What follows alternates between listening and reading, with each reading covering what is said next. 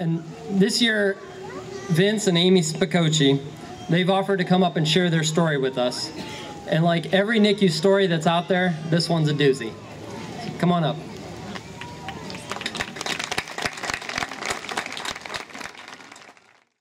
Good morning. My name is Vince Spicocci, and this is my wife, Amie Spicocci. And these are two of the Quints. You can see the other pictures of the other ones. I think, let's see here. We got a couple of them around here. But first off, I'd like to thank Sam and his wife, Shelby, for putting this together.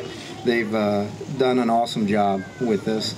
I would just like to give you guys a little brief history of us, tell our story a little bit.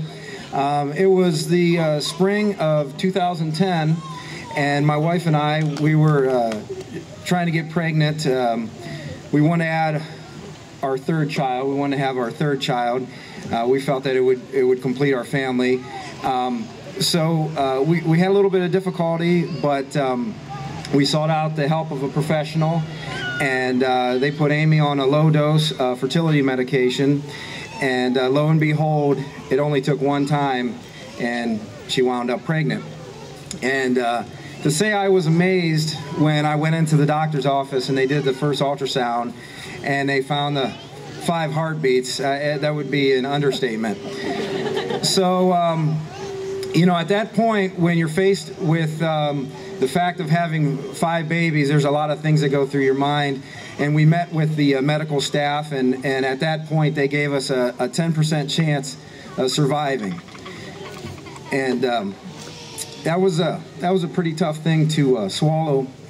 But we had to make a decision whether we wanted to proceed ahead with the 5 or possibly do the selective reduction. And that's a decision that anybody that's in that situation has to make for themselves, and nobody should be judged on that decision.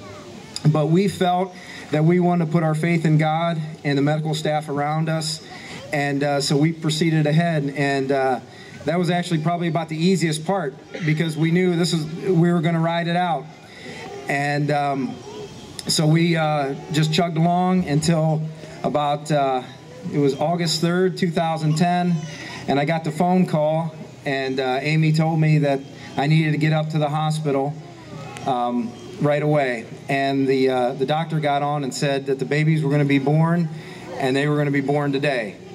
So with that, I got up to General as quick as I could, and at that point, it was 24 weeks and 3 days. That was their gestation. And at that point, they had about a 50% chance of survival, each one.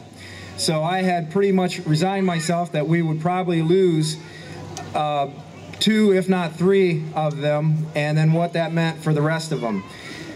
So we went through the delivery, and they were all alive, they were all breathing, they all had heart rates.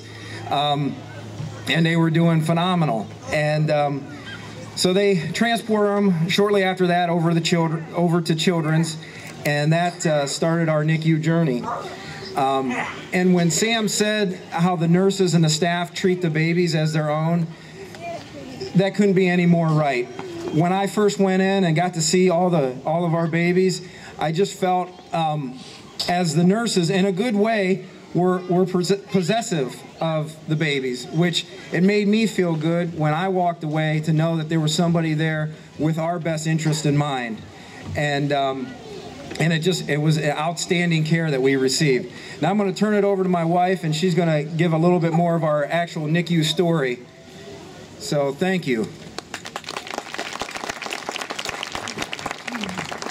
Good morning. Most people reflect on the day their children were born as the most amazing and wonderful day of their life.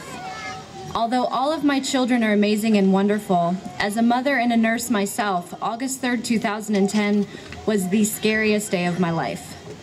Until the spring of 2010, words like higher order multiples or selective reduction only happened to people on reality television. I never thought our family would be faced with this reality. I felt from the beginning, and still do to this day, that things happen for a reason. Odds were not in our favor, but I made a promise to myself and these 5 babies that I would do everything humanly possible to carry the pregnancy as long as my body would allow.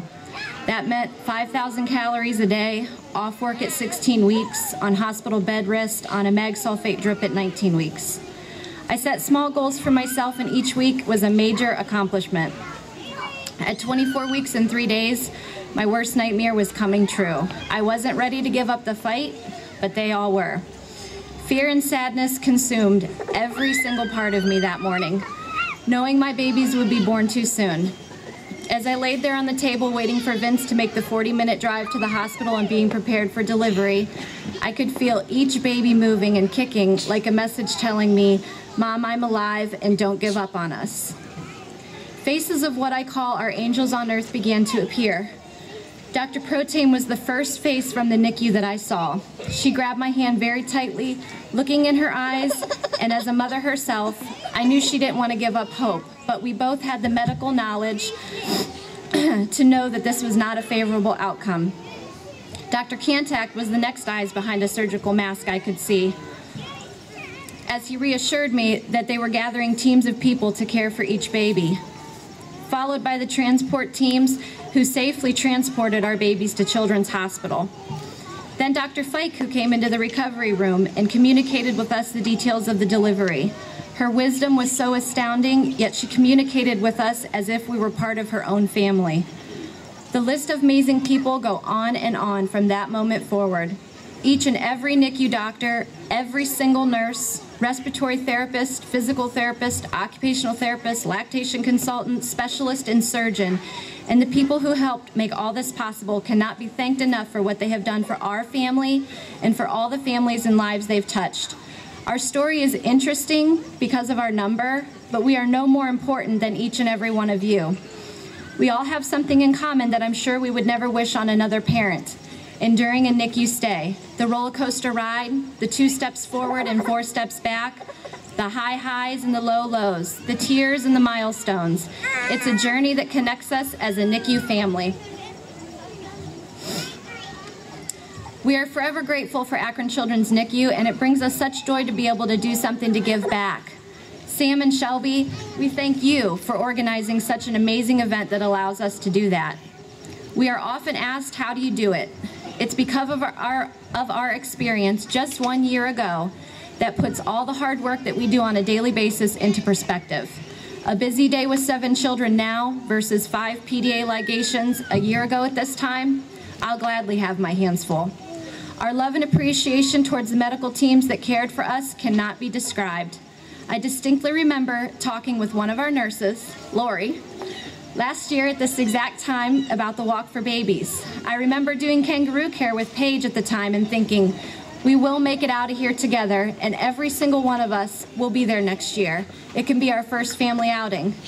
It's hard work, and at times it's not easy, but every load of laundry I do, meal I prepare, diaper I change, face I wipe, story I read is all worth it and possible because of the NICU. And for that, we are forever grateful. Thank you.